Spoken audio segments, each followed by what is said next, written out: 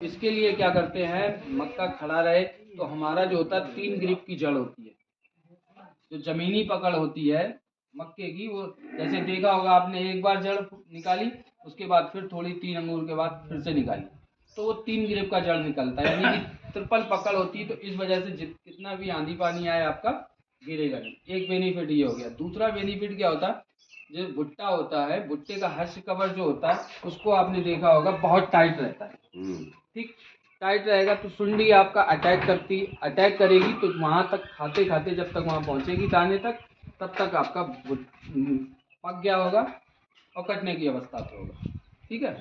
दूसरी चीज क्या, तीसरी चीज क्या है कि जैसे कि टेम्परेचर, ठीक है, ज़्यादा आप अभी की जो पोजीशन देख रहे हैं, पिछले साल की जो पोजीशन है 45 डिग्री तक टेम्परेचर रहा।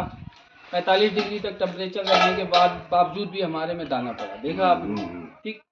अब इस बार की कंडीशन ये रह रही कि 1-2 डिग्री हो सकता है और ज़्यादा हो जाए, 1-2 डिग्री कम हो जाए, यही तो होगा, ज़्यादा हो जाए। हाँ, तो उस टेम्परेचर में भी हमारा उतने टेम्परेचर में भी कहीं भी सीड सेटिंग का इशू नहीं आया, कहीं भी ये रहा कि आप दाना न पड़ा हो, ऐसा कहीं भी नहीं रहा, ठीक है।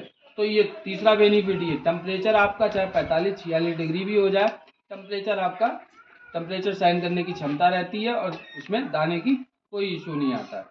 तीसरा क्या होता है, कमर पे आपका भुट्टा आएगा, कमर पे भुट्टा आएगा। इससे क्या रहेगा कि भाई आपका बैलेंसिंग, पौधे में बैलेंसिंग बनी रहेगी, गिरेगा नहीं और आपका जो ईल्ड रहेगी वो प्रभावित नहीं होगी, तो पैदावार इससे अच्छी आती। और सबसे बड़ी बात यह है कि जैसे जिस भी विधि से आप लोग करते हो, कोई रॉकेट साइंस नहीं है कि भाई आप इसमें कोई अलग से BR92 या सलार में कोई अलग से रॉकेट साइंस लगाना है, कुछ भी नहीं लगाना। जैसे आप अपना अभी तक करते चले आए हो खेती, उसी तरीके से करनी है।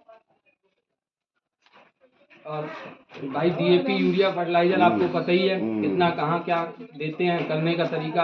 अगर कुछ और जानना चाहते हैं, बेहतर जानना चाहते हैं तो हम बता देंगे आपको, अगर समय आप बाकी